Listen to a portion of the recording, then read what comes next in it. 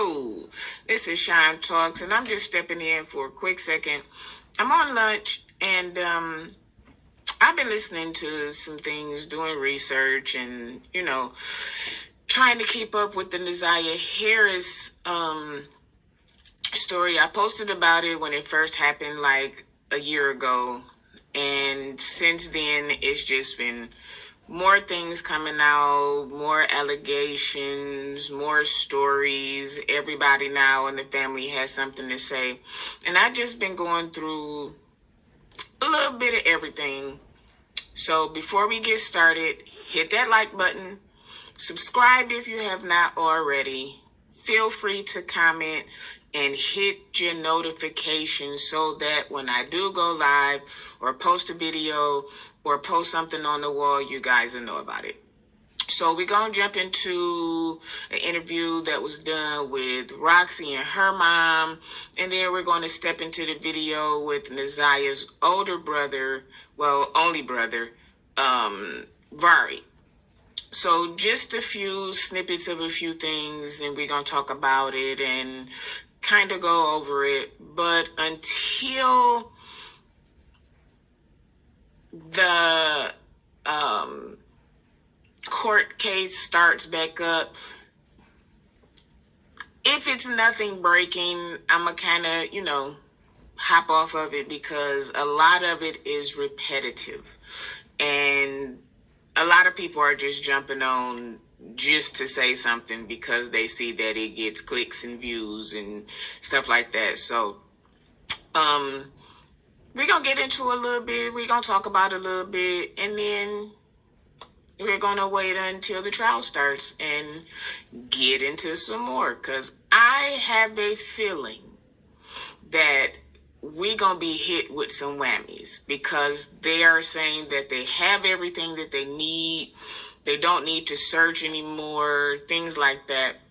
And when they say stuff like that, it's normally because they have everything that they need. But of course, they're not going to say anything until the trial starts because they don't want to tip nobody off. So when they say pipe down, stop talking, so some stuff I'm just not going. I'm not going to just keep repeating stuff or keep putting out stories just because the cousin said something and then the great uncle said something. Like, I'm just not going to do that. Y'all excuse my shirt. I had to cover up my sign and my logo because people out here are weird. So to keep myself covered, I just, so don't worry about that. But again, hit the share button, hit the like button, and let's get into it. Okay, so we're going to start with Ziyah's cousin, Kiwana, and her great aunt, Jernelle. So I just took a couple of inserts from an interview that they did, just some little key points that I wanted to, touch on. So let's get into it. Ziyah was living with her grandmother, Annette, but Shannon was always over Annette's house prior to moving back in with her. I think she moved back in maybe August or something of 2023. Okay, so remember when they were testifying,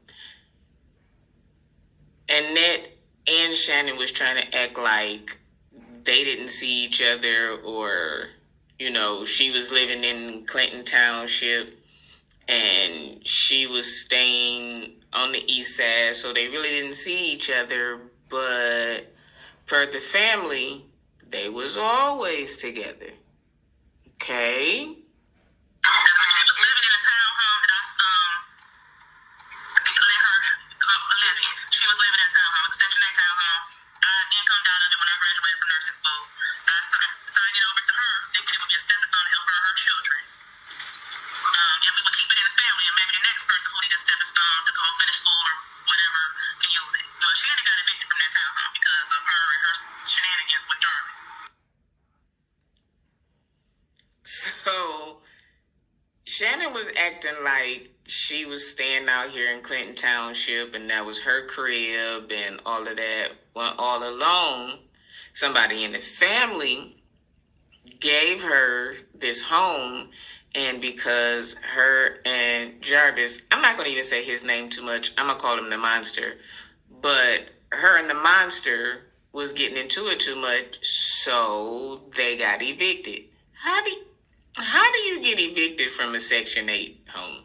I'm I'm just like, let's go. I was with Shannon all the time at her house. And Jarvis was where Shannon was when he was with Shannon and not the others that he was with. Okay, so we're gonna go back to the trial. Remember, in the trial, the mother, grandmother, Annette, and Shannon both testified that Jarvis never really came around and that they only really let him come around if the kids wanted to see him or if he wanted to see the kids. Okay, let's remember that. We were told that he was no longer on parole and that he could be around children. But I thought the law was that you can't even live in the vicinity of school. So how is it that you can live in a house with children that are not yours, which it really didn't matter if they was his or not? He violated them. So, but that's what we were told. Okay, so somehow they mysteriously came up with this thing that Jarvis was no longer on the SA list. Now, we know that can't happen, right? So that most recently also I was told that upon me calling Protective Services while Shannon was living in Clinton Township, my question to them was just that: why and how is he allowed to be around the children? Because we kept constantly being told that they're not finding any signs of abuse, and so that was one of my questions. Well, there's a pedophile in and out the home, basically living there, on a regular basis. Isn't that enough? And that's what they told me, that it wasn't. Okay, so CPS was called and they told them that having a SA offender, well, a SX offender in the home was not enough for them to come out.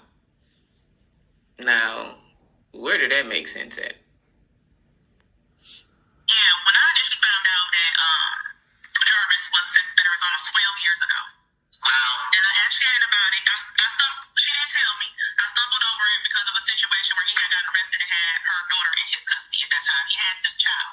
And we had to go get the baby because he got arrested. So I was looking him up to see what he got arrested for. Then it popped up his oldest information saying that he was a sex offender and had sexually assaulted a child under the age of 13. And I looked at Shannon and I was like, Shannon, he's a sex offender. Yeah, he said the girl lied. I'm like, it says the girl was 13, and then I did the math on his age. I said he was 24. So. Okay, so all I'm really hearing is a bunch of lies. Like, that grandmother and that auntie, they just lie. Like, you knew what he was in prison for. You said you knew what he was in prison for, but then you want to turn and say that the little girl lied on him? Like, come on now. It ain't no lie there. Yeah, but he did his time, and I'm like, nah, I don't know. I was like, you need to leave him alone. Nope. Over the course of the years, I would tell her, you need to leave him alone. He was not good to her. He did not treat her well. He did not teach his children well at all. He bothered them. He created them, but he was not a father figure that I would have tried to hang on to. Like she said, why would you want to hold on to somebody like this? Like, come on now. More than 20 children. He has adult children that are almost the age of Shannon. Now that's crazy. Wow. What is she in her early 30s, right? Shannon's 31, I believe. Yeah. And I think his oldest daughter is around the age of 26, 27. He's my age. But she was at Shannon's home, and this young lady. You got a daughter 4 years. She ran up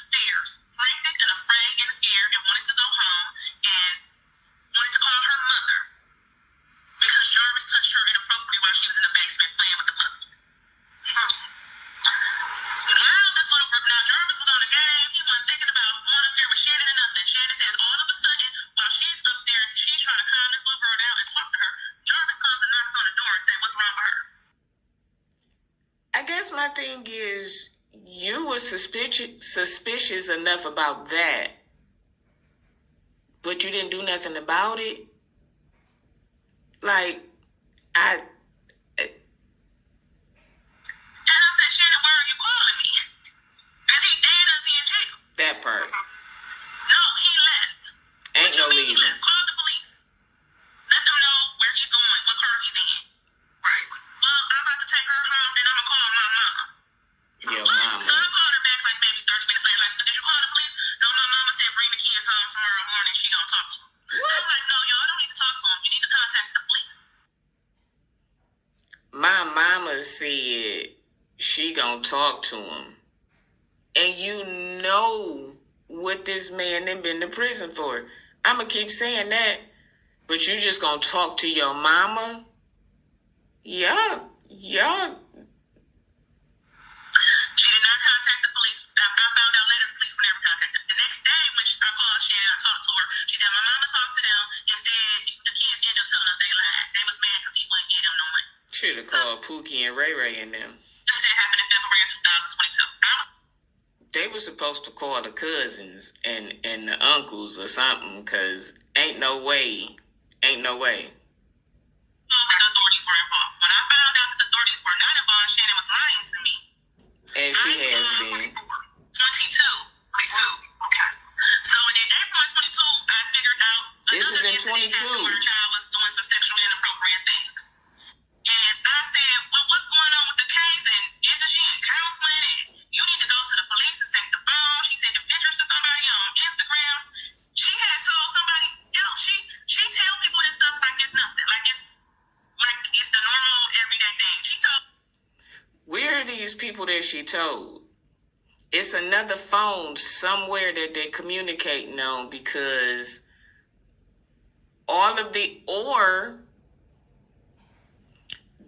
them lawyers was flipping through a lot of pages before they got to them pages that they told Shannon to read. So they may have this stuff, which is why they not saying a lot. Somebody who ain't related her to this story, they called me to tell me what she said. And then I called her to ask her about it. Where that person So that's when I called CPS in April when I found out she had lied to me. About which year? 2022. 22. So, Jarvis have been around since Shannon was 16. Okay, now we gonna do this again. Now on the stand, she said she met him when she was 19. The family is saying 16, which would have put her where? Underage. Because that would have meant that he was over 21. The math ain't mathing. Yeah, we didn't know about it until later. But, after she had her daughter, we found out during this whole ordeal that she had been acquainted with him since she was about 16. Right. It was in September, October 2020. September. It was September 2022 when her brother ran away. Yeah, 22. So I contacted an attorney. We were trying to find out why first of all, we were trying to find him. We got threatened by the police saying that we was harboring a minor. Now, what's pissing me off is these people are calling CPS. These people are calling the police. These people are trying to get these kids. And they doing everything but trying to get them to safety. We was going to go to jail. But we had, Jamani and I had advised to contact the attorney. We was trying to get the boy to tell them what was going on. The attorney even told him, hey, all you got to do is say you're not safe, and I can go and file for emergency guardianship. He refused to say that because he didn't want to go against his nana. He was scared. So we were telling him, your nana is threatening to put us in jail. That poor baby was scared. The way she talked to them in the morning before school, before they prayer, I wouldn't have told on her either. We had devised a plan. I was going to take the brother. She was going to take Ziyah. So we did. Because I have boys. So I was like, I'll bring him over here. He's familiar with my boys. Ziyah was very close with Kiwana's girls. We had to devise a plan. Because those children wanted to go. He didn't want to tell on his nana because he was afraid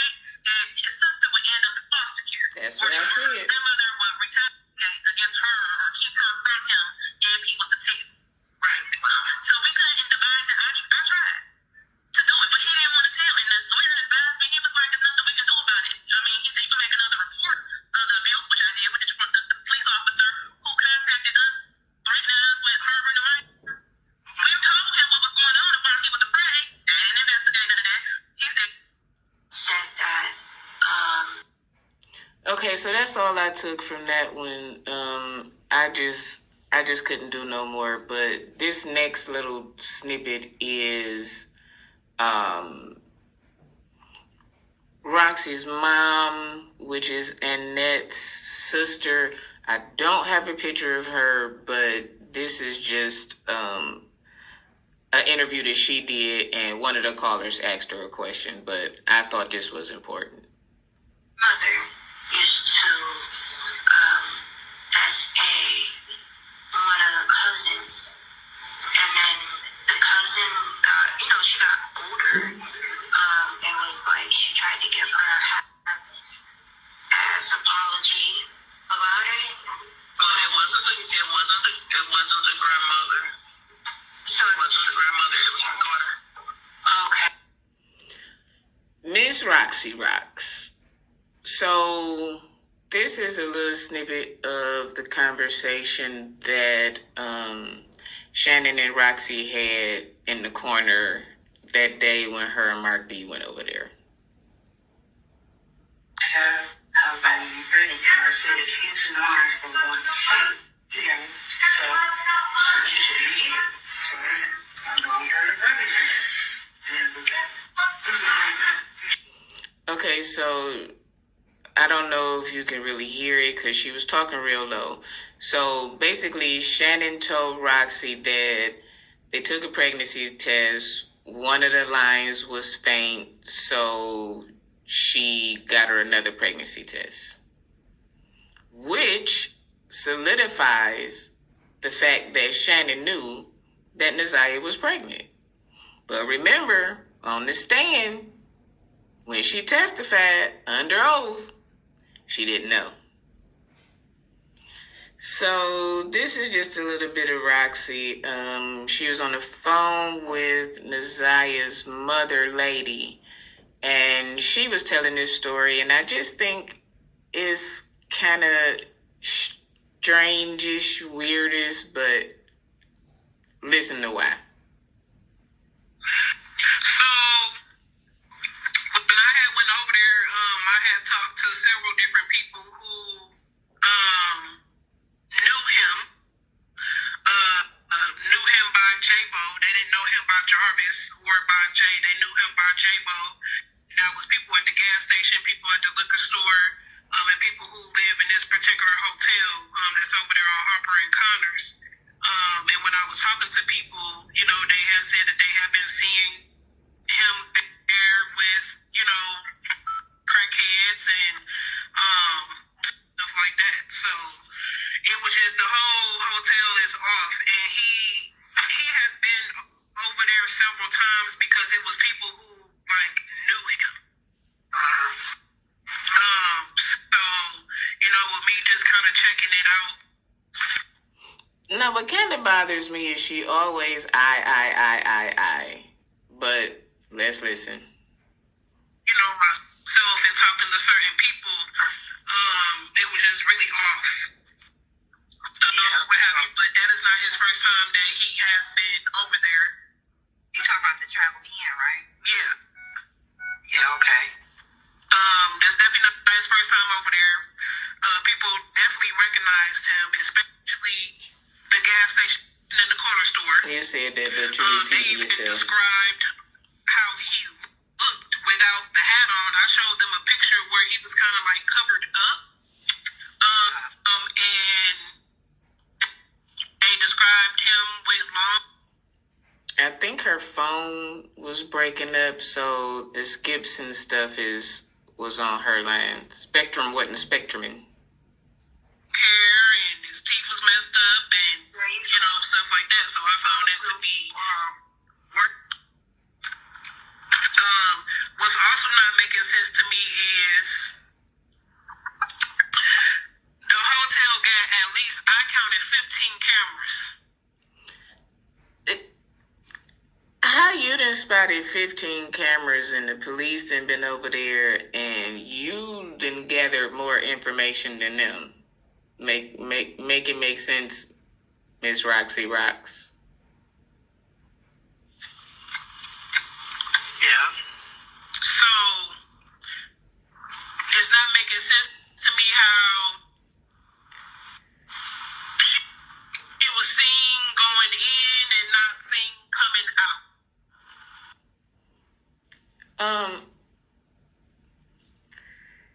From all the reports that I remember hearing, I don't remember anyone saying that they seen her go in. They saw him go in. They didn't see her go in. Her being Ziyah. So, I don't know. I'm kind of, I don't want to do too much or say too much, but if you... So, the reason I put that in there is because I kind of find it funny that she said she don't want to say too much or do too much, which indicates that you know more than you're saying. Like, you departed with Mark for a reason, and is this trial is coming, and everything gonna come out. Now we getting ready to jump into Ziyah's brother Vari. Now with Vari, I understand he wants to put out a story, but he's young and he sounds young, and some of the stuff that he's saying in this interview is contradicting what he said before when he was on live. So I'm kind of taking what he said with a grain of salt, not really being concrete, but hey, that's her brother and he wants to say something. He might, or somebody might want to grab his coattail and kind of help him with interviews if that's what he wants to do, because y'all will hear it. Let's listen.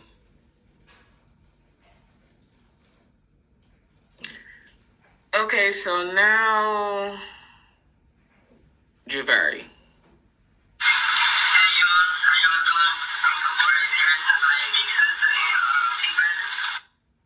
Okay, so we already see how he's starting off. He don't know whether he the brother or the sister, but I'm gonna give him grace because he's a kid, and I'm pretty sure he's nervous.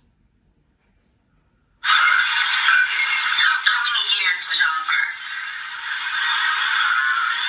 Me and my sister? I'd say pretty like years apart, like age-wise? Yeah, like age-wise.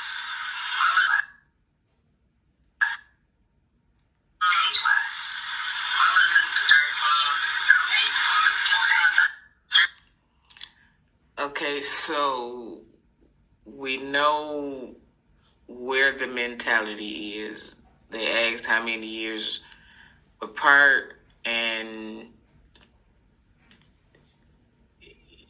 he said she 13 and I'm 18. Most of us would have said 5 years, but let's give him grace. Let's give him grace. Let's give him grace.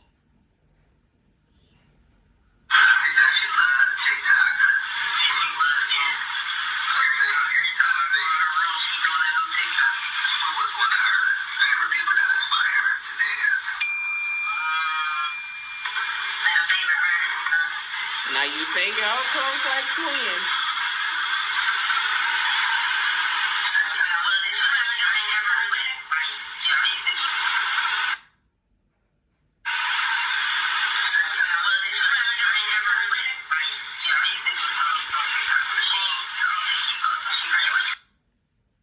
Sir, you said this was your sister. Y'all was like twins, but you can't think of her favorite singer, dancer, who music she like. Like,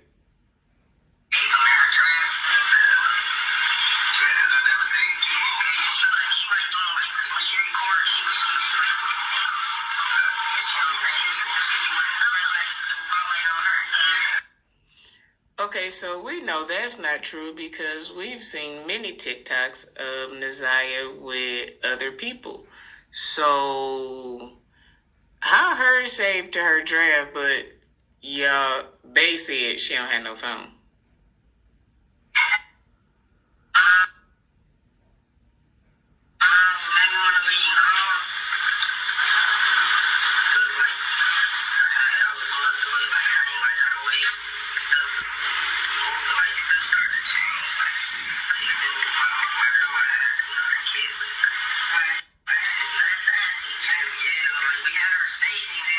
Poor baby, don't know what to say.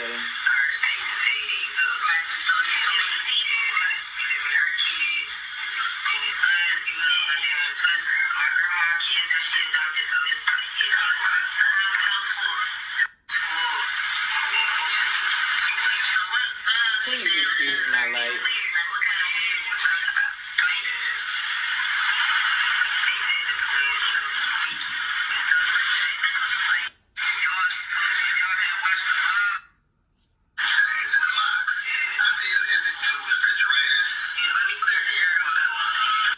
You can really clear the air on the locks, baby boy, but let's hear it.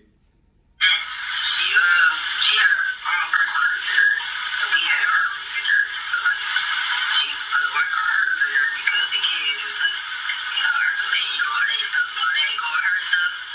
She said, seeing her baby daddy come over there and choke on her, none of that. I'm the man in the house, ain't none of that going on around here. Now, he said he was the man of the house, but he's just now 18, which means that was a while ago, and it's sad that he had to feel like he was the man of the house as a kid.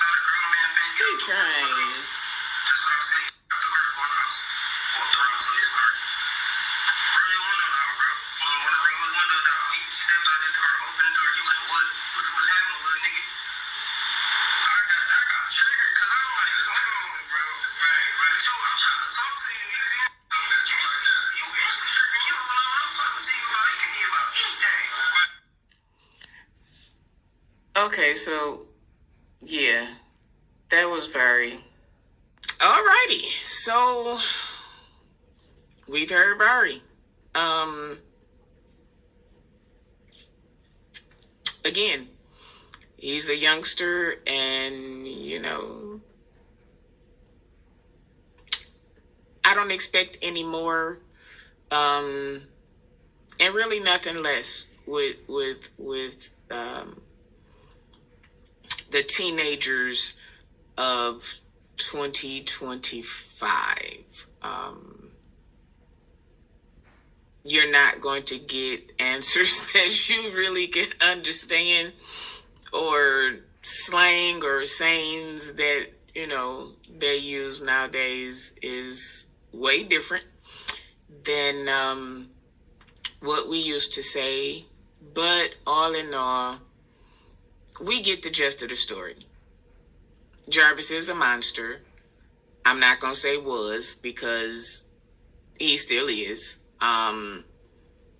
He got out of jail in 2015 and then had another SA case brought up in 2015. So him being in jail for almost 10 years didn't do anything. So